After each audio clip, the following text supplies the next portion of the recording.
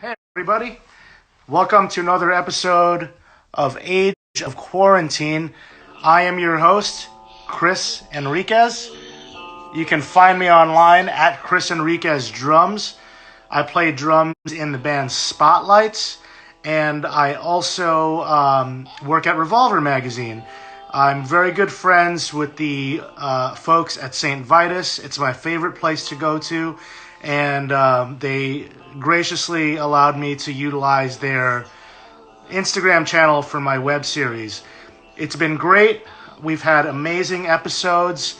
We've had episodes featuring everybody from Dillinger Escape Plan to Power Trip to God. It's just been so many people, and you guys have also been so generous and donating money to the Venmo accounts, which is at Saint/Vitus/bar. That's the staff tip jar. And you've also been very generous when it came to the Kickstarter, which is just skyrocketing. So keep doing what you're doing. Let's hope that we all get to a normal place soon. What you hear in the background is music from my guest tonight, Julie Christmas, who I'll be having come onto the screen very shortly, and we're going to talk to her. So The Bad Wife came out 10 years ago. We're going to talk about that. We're going to talk about Made Out of Babies, and we're also going to talk about Battle of Mice. And it's amazing because she doesn't really do interviews very often, so we don't take this for granted. Without further ado, I see her trying to join, and we are going. Let's give her a second to pop up here. All right. And it looks like she's connecting. Hey! Hey, Round of applause for Julie how's Chris. it going? We I'm did it. not only am I an online host, but I'm also the crowd that claps. Awesome. How I are need you that. doing? I'm good. I just finished work, so I'm so I'm just here. Nice. How are you? Nice. I'm You're keeping holding up? busy. Yes, and I'm keeping busy doing things like this, talking to my favorite and most talented musician friends that are Oh, out there. stop Like, it, Chris. So before we continue, though, let me just let everyone know, if you're watching and you have questions or anything you want to talk about, there's a box on the bottom of the screen with a question mark, and you can put your questions in there, and I'll get to them eventually. It's just easier for me if you guys do that. And once in a while, I'll try to follow what you guys are saying. But yeah, Julie, I'm so What's happy up? to do this. I see. I can see everybody's comments. Yes, Is that's that normal. that's normal? Okay. Yeah, Yeah. I don't do that. Hi, Andy. I can see Andy. Happy birthday. I see lots of people popping in. It's nice to see everybody. Yes, we'll be able to read the comments once in a while and see if anyone's got anything they want to share that we want to talk about. But so let me ask you an interesting question. Where would you be right now if you weren't in the pandemic? I would be with you on stage at Roadburn. or I think we'd be like backstage wondering if there was any way to call in sick because we were about to fuck it up. I gotta say that when we were talking last night, it was a complete coincidence. I actually didn't put two and two together. So the fact that we're here talking to each other when we would have been playing at Roadburn is I know. unbelievable. It is Yeah. kind of unbelievable. You have like an internal event planner or something, because that's Definitely. pretty amazing. Pretty wild stuff. So do you have any news in terms of like, have you heard if it's going to be rescheduled or we're going to be back there, right? Yes, I know that they were totally devastated and they're trying to do their best.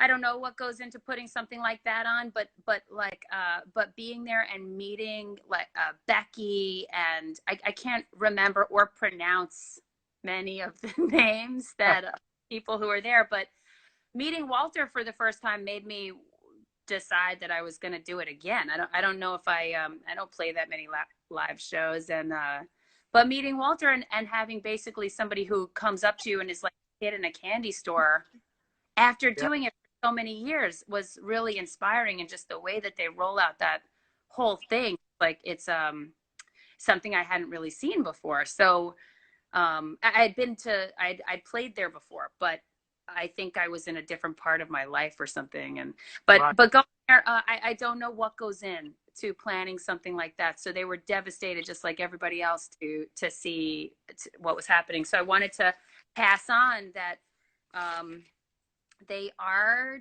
planning to just move the whole thing 1 year later, and it's going to be April 15 to 18, 2021. Write it down.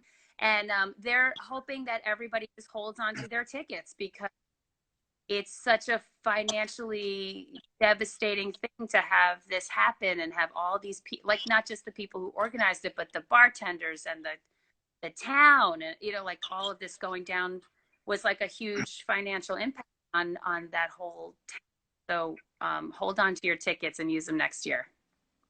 Yes, absolutely. And I got to say, having been to Roadburn before, if you haven't been to Roadburn, and even if you've just seen it online, it really is different from any other festival that I've ever experienced. And the work that they put Totally, in curating. totally. They asked me one time at the end, we did some press, and they were like, what would you change about Roadburn? And I was like, I can't believe you all don't have cameras by the whole bike parking lot, because I would want to watch these motherfuckers drive out of here at 11 midnight, totally wasted. But other than that, other than wanting to see more people drunk on bikes, there really isn't anything else to perfect about Roadburn. It's a pretty awesome place. Yes, absolutely. Well, so you guys heard it here, and I know that the Roadburn folks have been posting about it. So we will be back in 2021, and we'll move on to some Together. other things. But yes, yes. Um, we'll move on to a few other things in a sec, but you obviously put a great group of musicians together, and that's not me trying to toot my own horn, but do you want to talk about who you had in the band and how you found everybody? When they first asked me if I would do it, I didn't really have a band together. I hadn't played in a while, and so the thing that you do is you get like there's like a strict no douchebags rule to picking people who can play. So it's a little bit of a tough bill to fill, because you can't be a douchebag, and then you also have to be really good at what you do. So I think the key, like any of the people that were picked are just people who know they epitomize the idea that you surround yourself with like the people that are the best at what they do, and that also that you can give your trust entirely to, that they're going to woman up and present like a really good show without any hand holding or whatever, and you trust that they know what they're doing. And the people, Johannes Person from Cult of Luna, Laura Pleasance from Kylesa, Andrew Schneider, who's made more records than I've listened to, Tom Tierney, who is with me, who is an incredible musician and a studio owner here in New York. And then we had some new people who were going to be helping. There were some elements of the show that were going to be a little bit of a surprise, and we'll do it next year. But there was like an evil nun involved, and a dressmaker who was going to make magnetic dresses, and it was going to be a big deal. But I got to that place with those people by just having the strict no D-bags rule, and then just finding the best people around. And I was just lucky to get those people. They were into it, probably because I wasn't going to take up too much of their time, but lucky nevertheless to have had them join, including you. Absolutely, absolutely. And I will just add that the last group of people that I was with, and the last thing that I did was rehearse for Roadburn with everybody. And I'm just glad that my last moments before this nightmare were spent with such lovely people doing what I love. So thank you for that. And Okay, let's focus on some more positive stuff. I want to take you back to the beginning. Where are you originally from? That's not more positive.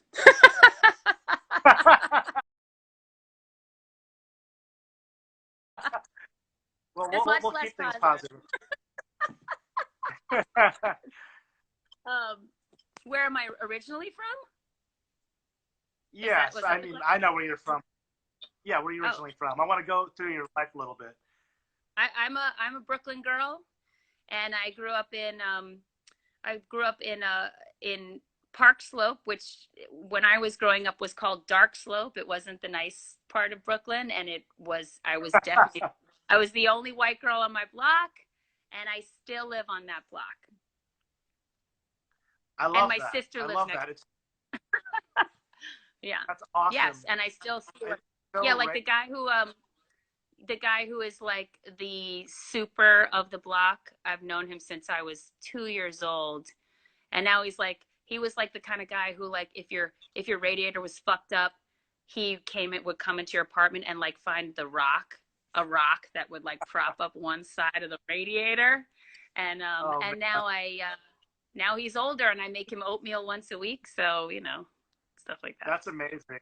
I just Yeah. love hearing about native New Yorkers because they don't. There's not too many that exist, and I just also find New York and the music scene and the art scene where we're from such a special place, which I want to get into. But when was what are your earliest memories of hearing music, and then subsequently, when did you realize that you were like passionate about it? My earliest memories of hearing music were like my parents used to get really fucked up, and they listened to music all the time, but I never heard like Beatles or anything like that. I was raised on like Coltrane and um some country, like a little bit of like Johnny Cash, but mostly like serious soul, BB King, Aretha Franklin. And I grew Yeah, up, and I lived on a block where it was like it was all black people, so the music was a little bit different. Um, that's when I started listening to music. They listened to music that was different. I like stayed a little bit away from like the reggae stuff that they got into, mostly because of the association with what was happening at night in my house. oh, But okay. I did start to like really get into jazz singers pretty early because of it. And also, like, I come from like a big drunk Irish American family, so I have like I have like 16 uncles, and 8 of them play instruments. They all sing, like, or so, it's like, so there would be like a crazy mess of like really debauchery and lots of singing, and I would get right in it, Right. like lots of singing right along. So I started singing when I was like a kid, and it was never a question of like when did you start. I always did. um, just because everybody around me kind of was a big mouth who was a singer. And then later on, singing became about something else, and it wasn't about singing songs. It was about like getting it out, kind of thing. Right, right. I can hear some of the jazz influence in your vocals, like on certain songs. Obviously, you have a very diverse, a wide array of stuff going on with the music, and so I can totally hear that, and I think that's interesting. What were the singers that you remember having the biggest impact on you growing up? I know you mentioned a few, but are there any that stick out where you kind of look back and you're like, man, I would never have ended up doing this if I didn't hear this singer and always, looked up to this person, that kind of thing. I think the singers I think the singers that I really love were so good that you couldn't really, it was like the superstars of vocals of all time, like Ella Fitzgerald. Or you can't take elements of that kind of stuff because there isn't any way to do that. Right. Or but Aretha Franklin is my ultimate hero. Hell yeah. That's so Aretha Franklin is my if I could sing like anybody for a day, it would be her in her earlier days. And then and a lot of jazz male singers too. Like I remember like really early on trying to write a dictionary of all of the things that Louis Armstrong would say, because Oh yeah. he had so much scat. I was like, what the fuck does that mean? So I'd like write down the phrase and then some joke about what it meant. And I had like 150, Right. entries in my Louis Armstrong dictionary. People. Oh, look at that. We got Germany in the house. What's going on, dude? Thanks for tuning in. If you guys are just tuning in now, we're obviously live with Julie Christmas. I see a couple of questions in the box, and I'll get to them eventually. But we'll wait a little bit and go through a few things here. It's interesting you mentioned Aretha Franklin and Louis Armstrong, because they're actually like really aggressive when you think about it, and most people that think about R&B singers, they don't think aggressive, but those two were really aggressive in the way that they attacked the mic, so I love that. Yeah. Me too. Now, when you already answered my next question, so I'm going to skip over that, which is, when did you realize you wanted to sing? But everyone in the underground music scene had their own version of, St. Vitus growing up, right? So, like, obviously you and I are from the same place. I'm sure we went to similar places, but what were your St. Vitus growing up that you would go to and check out stuff? Oh, okay. So I have a few. So I used to go to Maxwell's in Hoboken. Maxwell? Do you remember that place? Yeah, Maxwell's. Yeah, Maxwell's is great. That was like the CBGBs of Jersey.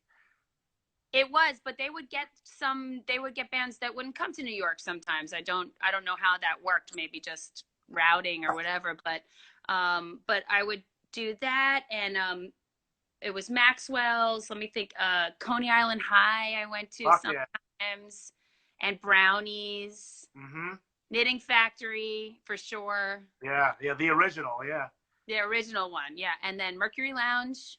Remember that? Like it's still there, but it's different. It's is that the same location? And then I was trying to think of like, what was the one on 2nd Avenue? Are you talking about Shanae? No. What was on 2nd? What wasn't Shanae? Was Shanae the one where it was like downstairs? There was two of them. It like moved at one point. I went to the second one, but the original one was like, it's the famous place where like Jeff Buckley did his live at Shanae record. It was on the Lower East Side, I think, but I can't remember where it was. I think I did like a ton of drinking, so like some of that blends together. But yeah, I remember I remember some places, and I remember like Arlene's Grocery a little bit, and then there were some like bigger places that I went to, even though I was like a little bit younger. One of the best shows I ever saw was, and I didn't know anybody else who listened to heavy music at the time, or who listened to this, who was looking for heavy music that I was looking for. And I went to see the Melvins at the Limelight.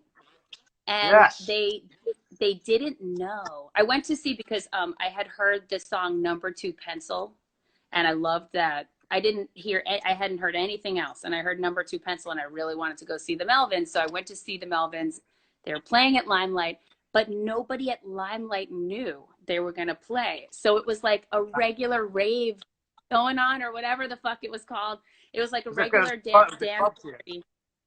It was a club. Yeah, it was like a club. So it was like regular shit happening. And then the Melvins came on in the middle of the room. And I was standing on one of the upper tiers. And I just saw it was like a stream of black went down the middle of the whole dance floor, and then just pushed the fucking dancers right out of the way. Melvins took over. It was a great night. Really good show. That's a fantastic place for that. My sister worked there, so I went there a lot when I was a kid. I remember the whole vibe. That was a very special place in New York. And So I love that. That's cool. And you went to CBGBs a lot too, right? I feel like we talked about that before. Seeing like Unsane and all those bands, right? Yeah, but Um, I don't know. I think I did go to CB's a whole bunch, and I saw some amazing shows there. But I wouldn't say I was like disconnected from like the New York scene. Like you have been playing in bands that are like connected to New York hardcore forever, right? yeah, And yeah, I think so. Your experience with it is probably a little bit more like in a group than mine was. I didn't really know that many people who liked that kind of music. So I was kind of like by myself a little bit more, and just would yeah. kind of go see things. Yeah. I think my not But to yeah, but for sure I went to CB's and experienced the bathrooms and Frogs were playing there one night and I jumped on stage and started doing vocals just on the fly. I did a oh, bunch of shit like yeah, it was good. It's that's fun. awesome. That's awesome. Let me see what Yeah. kind of questions we have here since we've been talking for a little bit and see what people are talking about. Alrighty. Did you dabble? Okay, let's see. Here we go. Sarah Carcinogen. I hope I'm saying your name right. Did you dabble in any other creative means aside from music?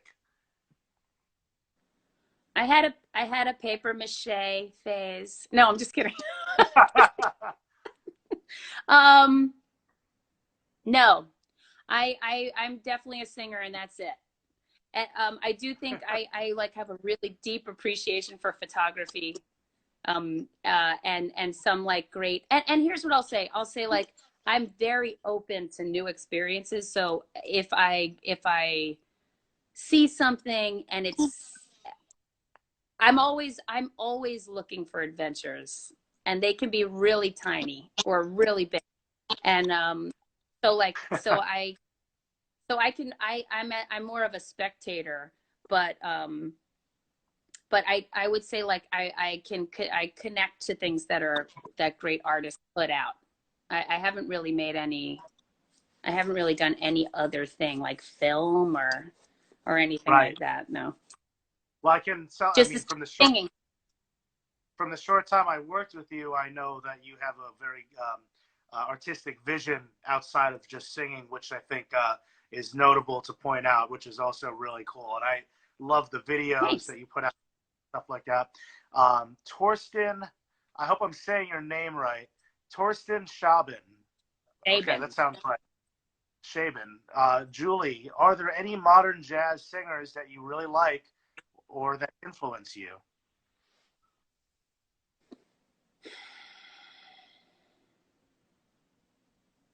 I have to get back to you.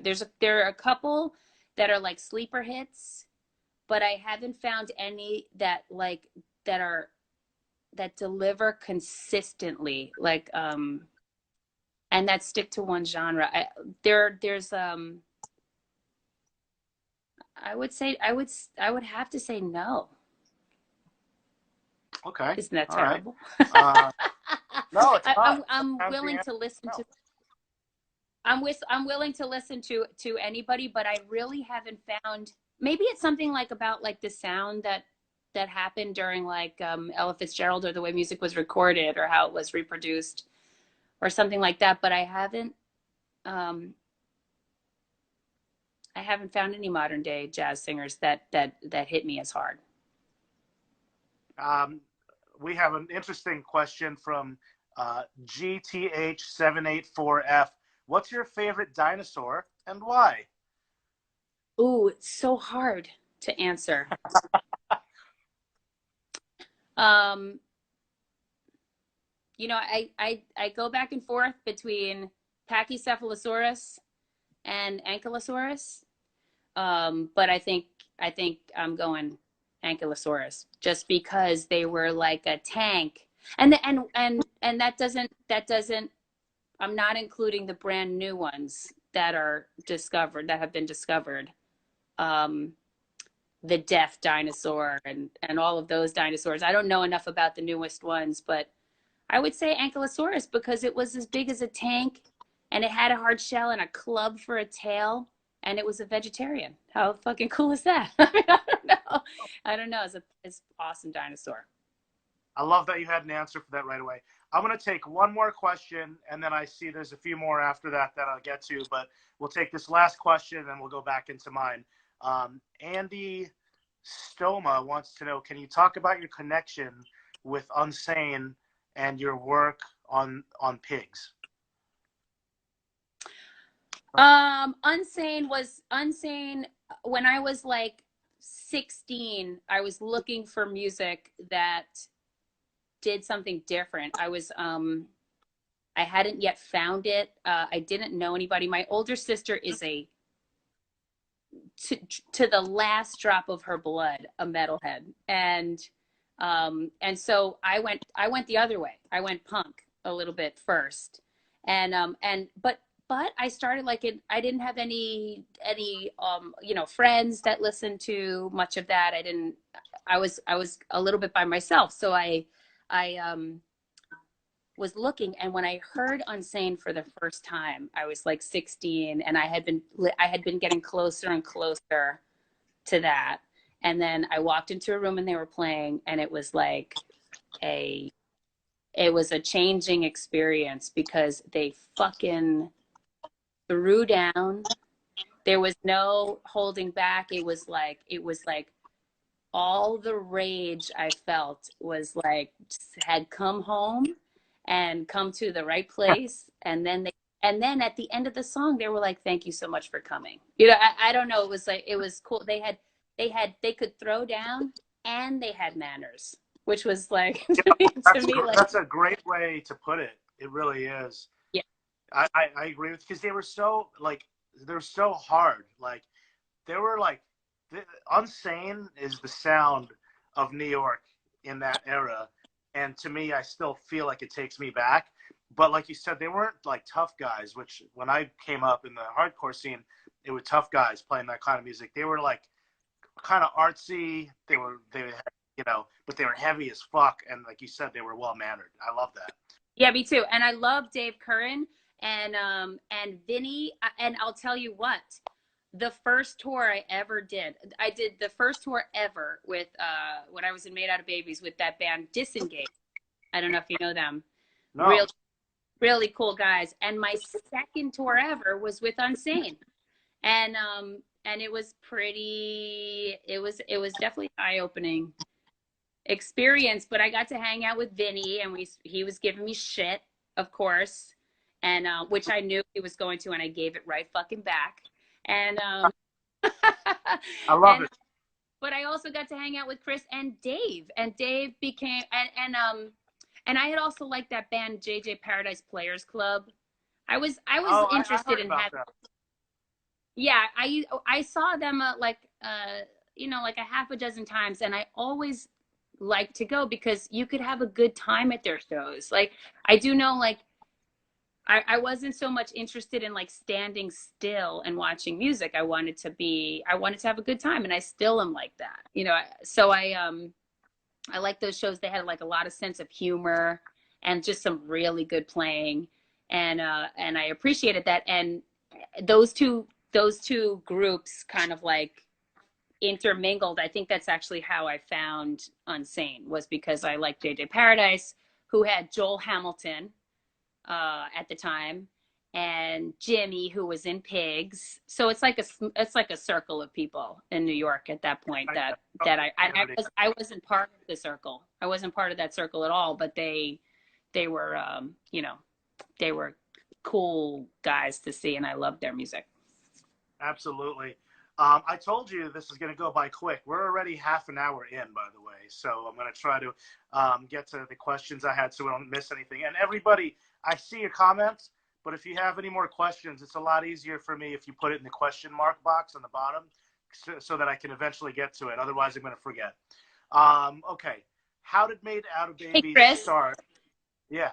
One thing I want to mention, I know it's farther down in your questions, but I know today is because we were going to be playing Roadburn, we had an album reissue. We only have 300 copies, and the artwork is cool, And I would love to, as a thanks for being on the show and a thanks to St. Vitus, just give away 5 of the records and to people who are here. Thank you so much for tuning in, and a big thank you, especially if you go to the St. Vitus GoFundMe, and I'll send you like a record, and I'll write like a little ultraviolet light secret message. So let's do this then. I can come up with a way to pick 5 winners unless you have an idea. Did you have any like trivia or questions you wanted to ask anybody? Yeah, I have some trivia. I don't have all of them because I came from work, and by the way, coming from work means these days like walking upstairs, but I do work a lot.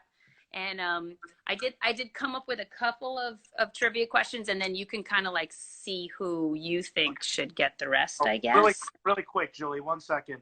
That's a Mikey Donut. That is Kickstarter, not GoFundMe. Sorry about that, but it is. Okay. Yeah. That's a Kickstarter. Yes. Thank you. Yes. So let's go with the trivia questions, and then we'll let everyone figure out the answers, and then let's do this.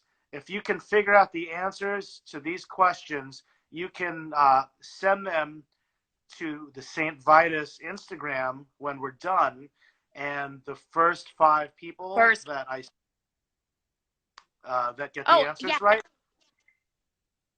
I will make sure that we get your info. Okay. All right. Here are the questions. Are you ready, Chris? Yep. Because Chris, you might know some of the answers to these questions. All right, I'm not allowed to answer the question. Good, because I'm not giving you a record anyway. Pay for it. All right, first question. What planet orbits in the opposite direction of Earth? Number 1. What planet orbits in the opposite direction of Earth? Number 2. Actually, hold on. Hold on. If you have the answer to that question, let's make it better. Leave it in the question mark box. It's like the comments box, and we'll go through it with Julie and see if you got it right. That's how we'll figure this out. So if you know the answer to that question, leave the answer in the question mark box. Okay. Second question. What stupid singer made an appearance on Kitchen? Can you repeat that? What stupid singer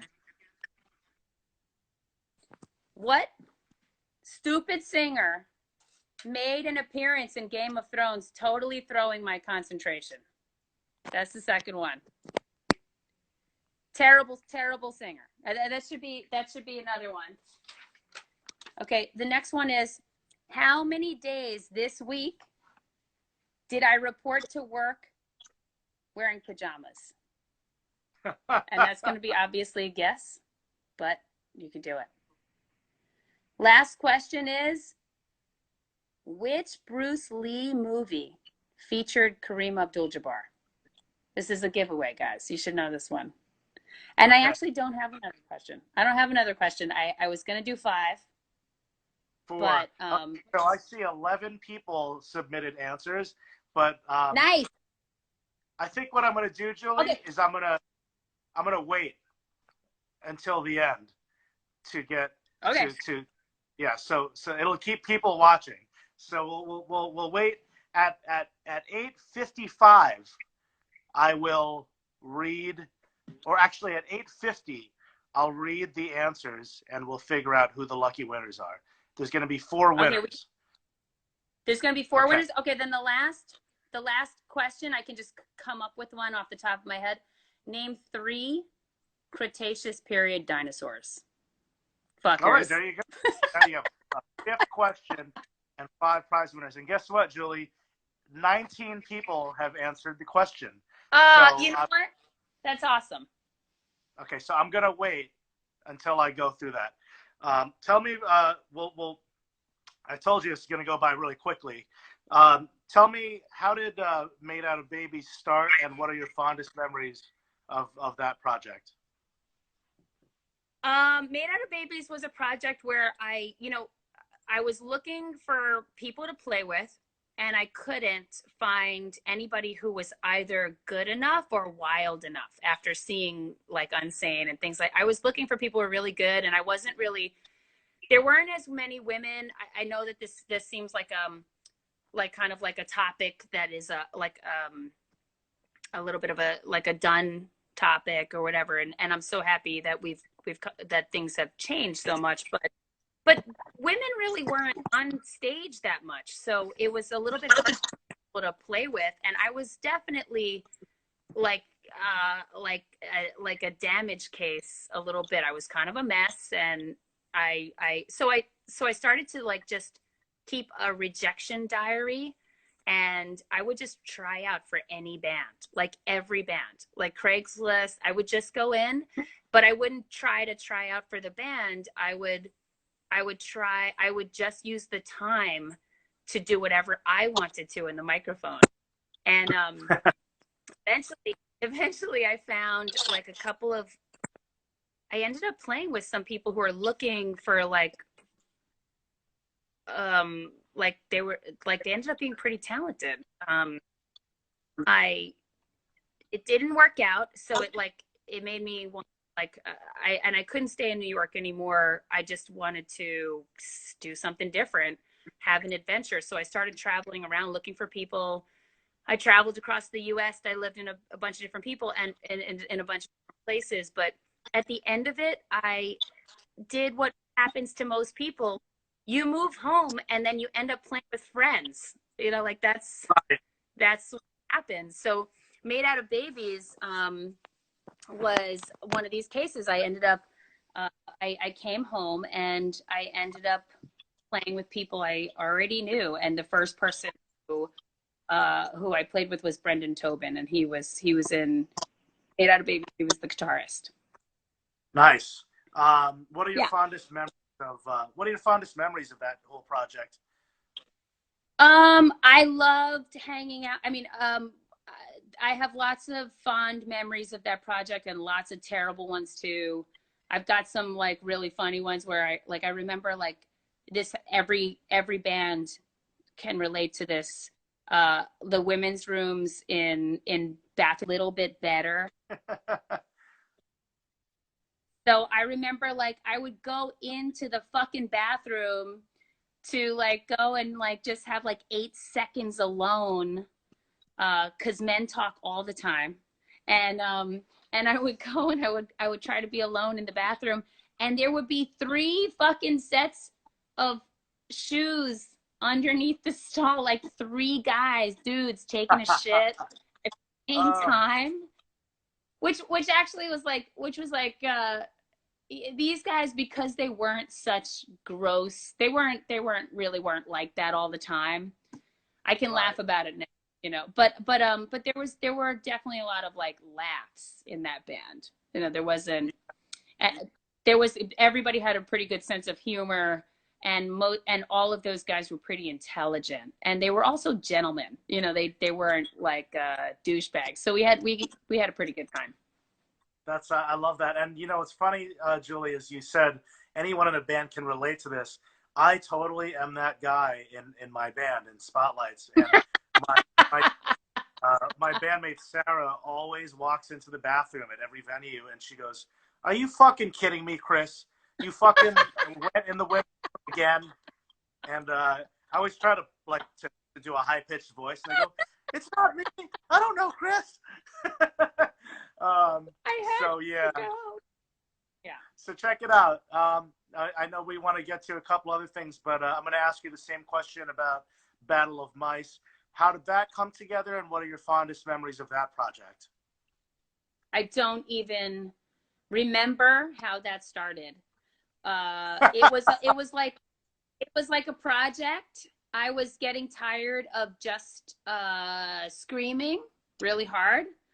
And I wanted to like explore other things, which eventually led to The Bad Wife. But Battle of Mice was like an opportunity to work with a different set of people. And Joel Hamilton was recording the record, and it was Joe from Dub Trio on the drums. And Unbelievable. unbelievable drummer. And for a lot of it, he was the drummer. And then and Josh Graham from Red Sparrows, who we toured with. We were both on the same record label. And then and we also started working with Andrew Schneider because Joel Hamilton had always wanted to work together with Andrew Schneider to produce a record. And this was like just a project. It wasn't going to be anything, just kind of like a thing. But my favorite memory of that band was that, like, I think it was my first time realizing, like, the Man Out of Baby stuff was so like it was very physically intense, and also because it was like a lot of dues paying. You first play shows, there's not a lot of people there, and you would go and you'd play for like 8 people, and that's like valuable experience, and I was always so grateful for that. And you can't count yourself in on a band unless you have that time. Right. Right. So, but I do think like the one of the positive things about it, after being in so much like kind of like really physically grueling stuff, was that I would really, I did more singing in the daytime during making the Battle of Mice record than I'd done previously.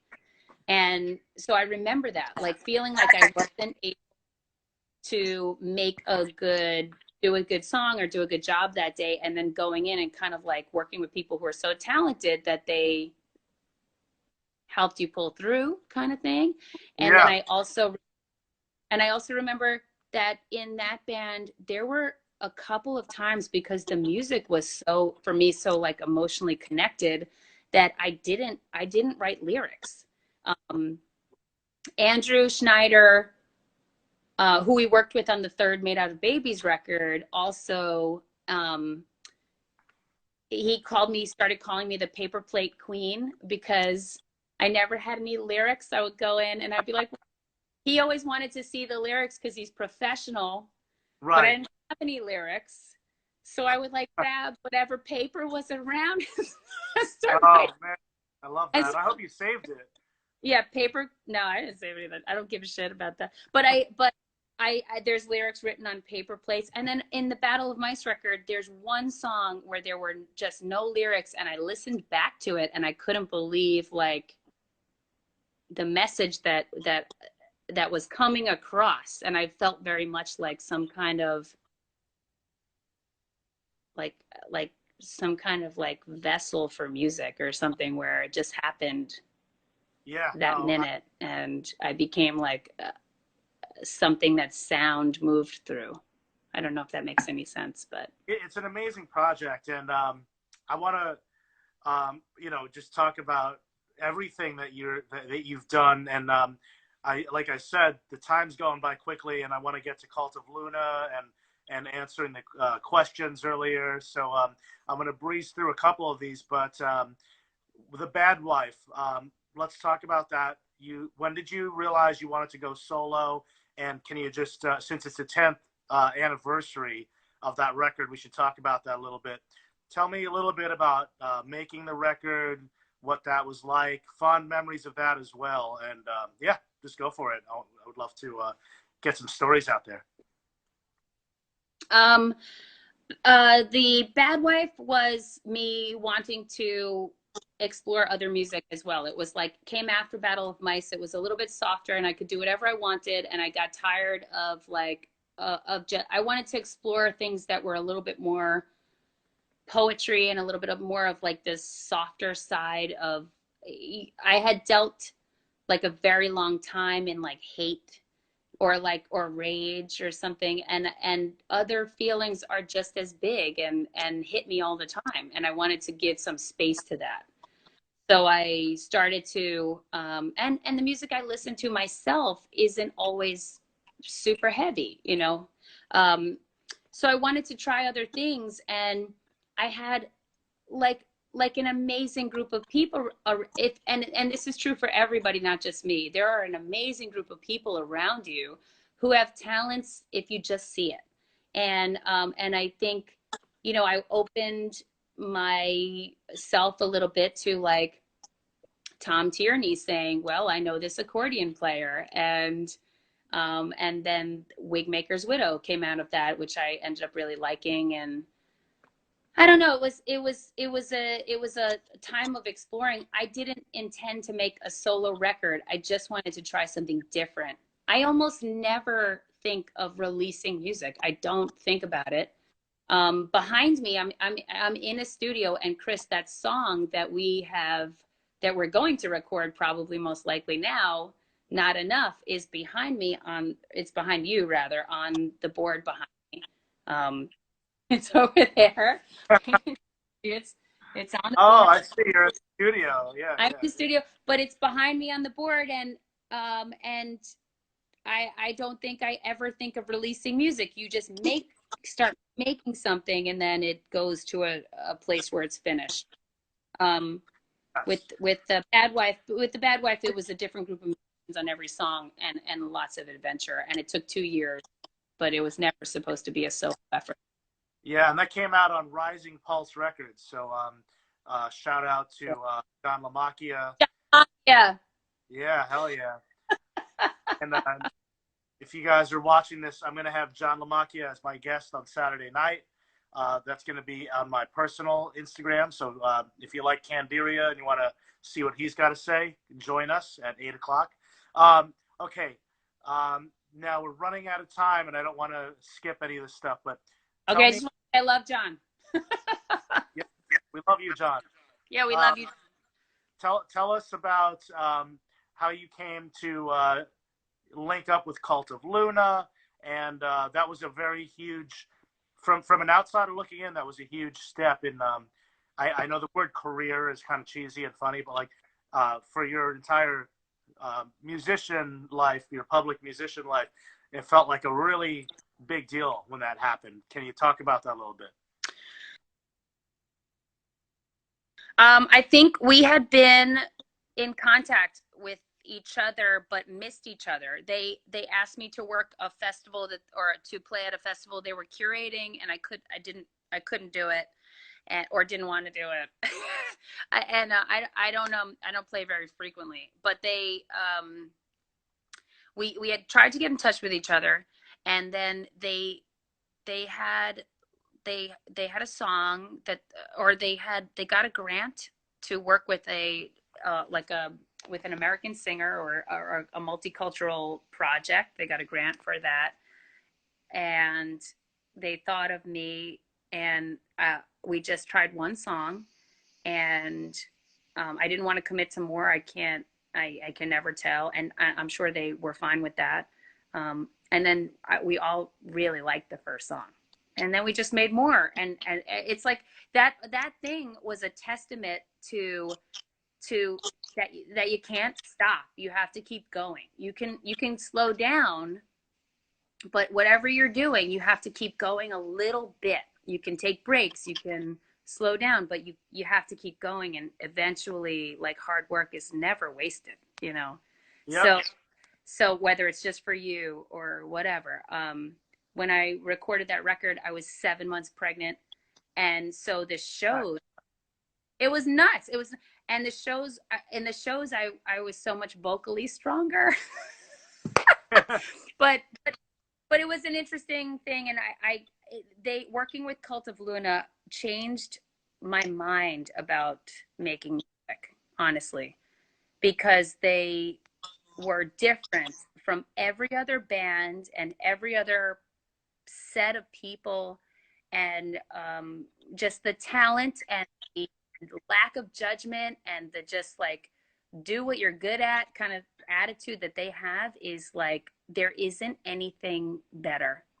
So between like meeting them, like you can come across so many people that try to make things tough, and I think I'm one of those people, you know, but I learned a lot myself about working with them. Like you just kind of have to let go, and I don't know, they really changed. I've gotten drunk like 80 times and written them like love letters, because working with them was just it was spectacular, and I love them. Fucking great record, man. All right, we're down to the 10-minute mark. So, and if you guys are watching, the reason why we have to stop in 10 minutes is because it literally kicks you off. You don't have a choice. So it's just going to stop. So without talking too much longer, I'm going to go to the answers. I'm going to read them. We'll see who figured out what. All right. Please. Everybody. The vinyl reissue of The Bad Wife is available through risingpulse.com. So if you want it and you didn't get the answer right and you didn't win one, that's where you have to buy one. Thank you, John. Yeah, okay. And there's only 300, and then we'll see what happens next year. We'll be at Roadburn. Okay, and Hingle McGringleberry, and anyone else that tuned in now, this will be streaming on the St. Vitus Instagram for 24 hours. Tomorrow, you can all watch this whole thing if you missed the beginning on my YouTube channel. If you look up Christopher Enriquez, you'll see this episode and all of the other episodes. Okay, so let's go. Let's see. Let's see if anyone got this. Okay. My top three. You can also, I can also like look at these after if you want. It doesn't matter. No, it's okay. Let's have some fun. My top three Cretaceous dinos are T-Rex. Oh no, that's not an answer to a question. That is. That's the fifth question. Oh, okay. T-Rex. Is that right? That's right. Gallimimus. Triceratops. That's right, but technically, tyrannosaurs lived through all of the Cretaceous, all of the periods. So it's like they were big in the Cretaceous period, but they evolved into a big species. They were around for a really long time. Well, why don't we? Did she win? Did she get it right? Or he? I would give it to her, but is it a her? No, it's I don't. Oh no, I think it's it doesn't matter. It's a. I can't see the pictures in these things, but let's just not even go there. But this is what I'll say. You're the first person that got an answer that's good enough to win, right? Yeah. So do me a favor. Send me your info, your address at Chris Enriquez Drums. Go on Instagram and send me your info, and I will make sure that I talk to Julie and we get a record sent out to you. So there you go. First winner down. 4 more to go. And we got 6 minutes on the clock. Okay. So, you froze for a second. I hope I didn't miss anything. Okay. Venus. Yes. Venus. Correct. Okay. Sarah Sarah Carcinogen. Carcinogen. Yeah. That means carcinogen. Sarah Carcinogen. I swear I graduated high school and I did a little college. You know what? I know Sarah. I love Sarah. She comes to all shows, and I know who she is, and I'm so happy that she got that. Absolutely. Next. Okay, Sarah, send me a message at Chris Enriquez Drums, and we'll get your info, and we'll take care of you. So that's winner number 2. We're on a roll. Let's see. Okay, I have an answer to the Game of Thrones question, and that is coming from Flying Piranha 92. Says Ed Sheeran. Fucking Ed Sheeran fucked up the whole thing for me. I swear to God. Can you believe that? You know what? What's wrong with fucking superstars? They can't it's not enough that he's like the ugliest man on earth and making billions of dollars. He can't leave Game of Thrones to everybody else. You know what? So selfish. Ed Sheeran is selfish. I saw that guy in the diner in Manhattan recently, and I didn't know who the fuck he was. Everybody was freaking out, and I'm like, who is this guy? Yeah. Okay, Flying Piranha 92, congratulations. You won a record, and you can follow me at Chris Enriquez Drums and send me your info, and I'll connect the dots. Thank you. Okay, now let's see what else we got here. Okay, so how many days did Julie go to work in her pajamas. Okay. Matt Tobin says 4 days. No. Okay, we got another guess. Sorry, Matt Tobin. Everyone can't win. Torsten says 3 days. No. I feel like no one's going to get this number. It's okay. And we got I'm keeping 4 that right. minutes. We got 4 minutes on the clock. Go to the next answer. Okay, what was the other question? Oh, man. You guys are killing me. The other question was, I can tell you. Wait, Chris. Other question was, I lost the questions. Wait, it was, Somebody said the Bruce Lee movie featuring Kareem Abdul-Jabbar. The Dragon. No. Bruce Lee movie featuring Kareem Abdul-Jabbar. Anybody? Let's see if you got the. No, I got nothing. Nobody can figure out. Oh, Game of Death. Yes. All right. Dark Operative. Find me at Chris Enriquez Drums. Send me your info to claim your 10-year anniversary reissue of The Bad Wife by Julie Christmas. Julie, I have 3 minutes on the clock. If you're stuck in the quarantine for longer than we prefer, and you have 5 records that you can keep, and you have to get rid of the rest of them, what are those 5 records? You have 3 minutes. Okay, here's what I got. I thought about this because I knew this question was coming. I'm gonna say this. This is really fucking hard. But I'm gonna say the Chopin Nocturnes. I'm keeping that. I'm going to say the Aretha sings Delta Blues, not to be confused with Aretha Sings the Blues. Aretha sings the Delta Blues. Okay. I'm taking Bark Market Gimmick. Yes. Which is and particularly Static. I'm taking Jesus Lizard Shot. Fuck yeah. And I'm gonna take Wu-Tang Enter the Woo. That's what I'm talking about. Lots of New York shit. Okay. What's number 5? Wait, did I only get 4? You got 4. Well, just because of the conversation, I'm going to say Unsane Occupational Hazard.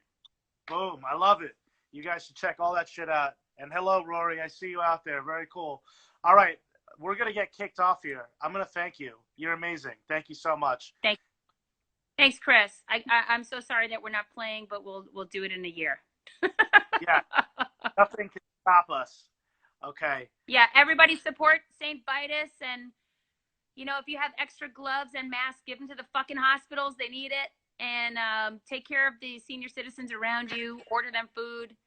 I'm in a studio. We're going to release some records. And I love you doing your thing.